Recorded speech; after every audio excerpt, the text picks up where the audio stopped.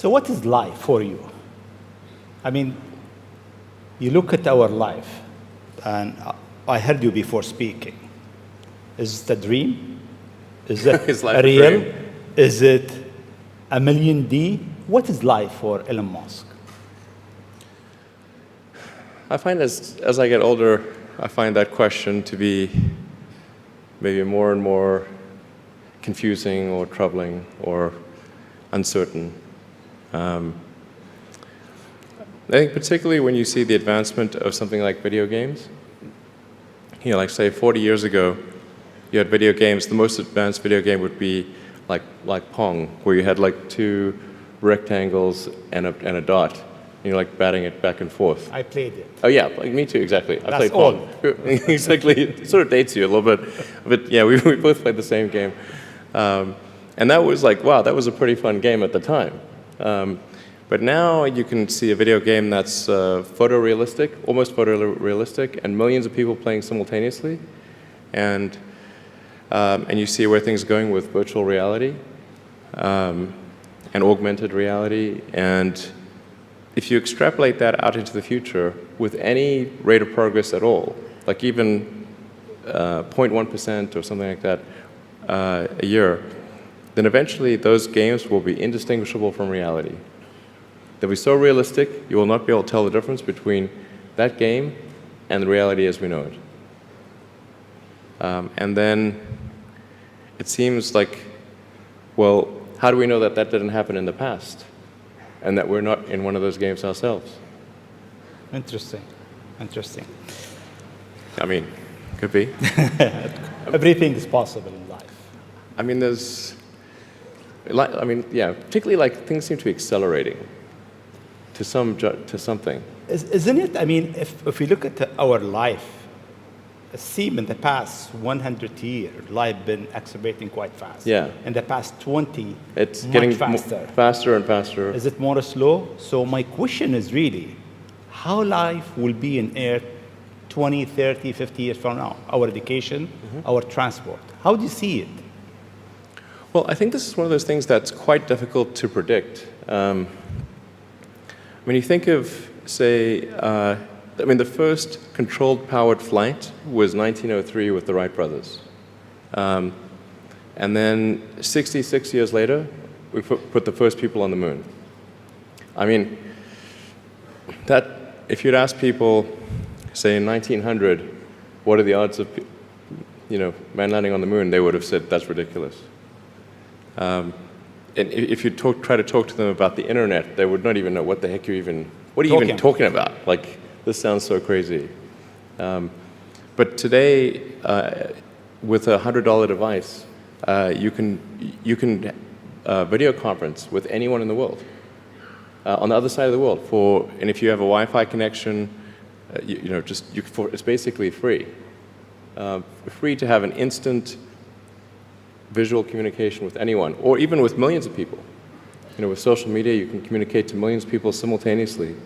You can Google something and ask any question. It's like an oracle of wisdom that you can ask almost any question and get an instant response.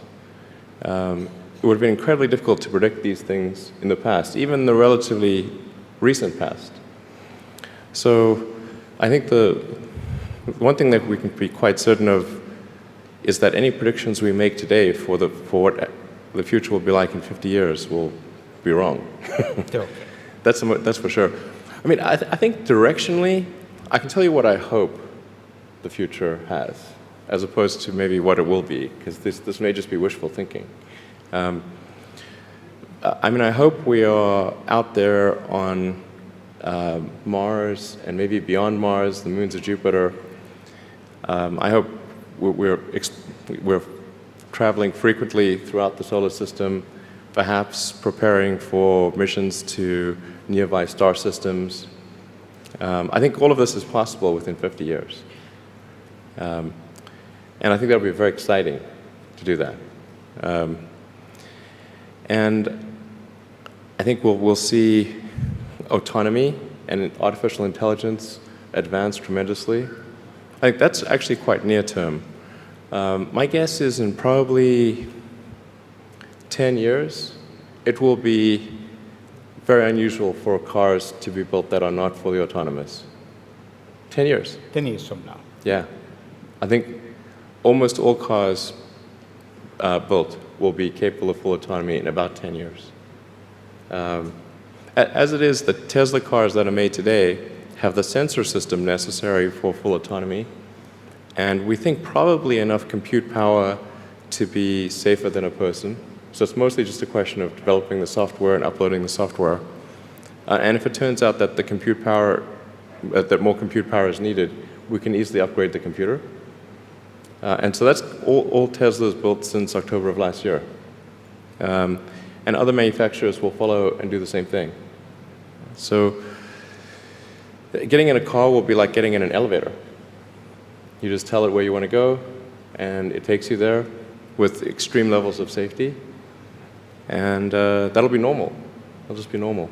Like for elevators, there used to be elevator operators. You get in, there'd be a guy moving a lever. Now you just get in, you press the button, and that's taken for granted. So autonomy will be widespread.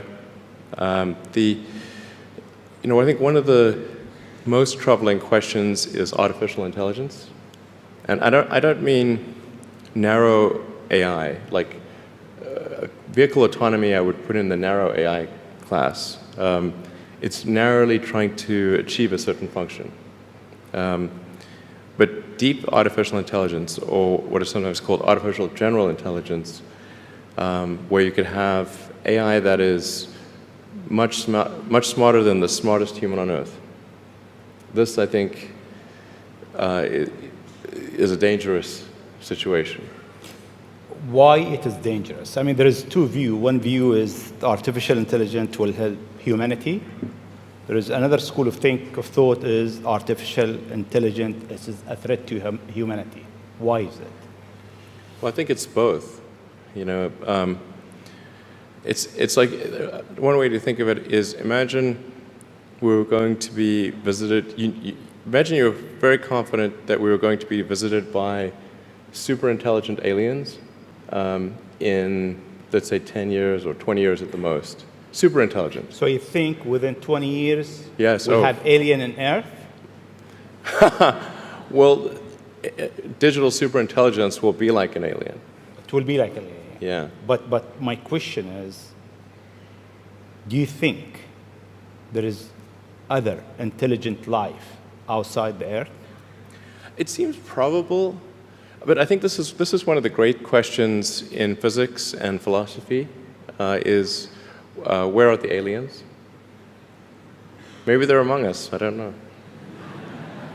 Some people think I'm an alien. Not true. Not true.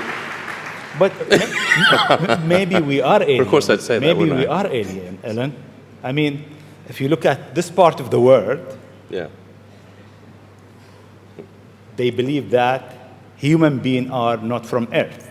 They came from somewhere else. Eve Maybe. and Adam came from somewhere else to Earth. So in a way, human being alien to this land.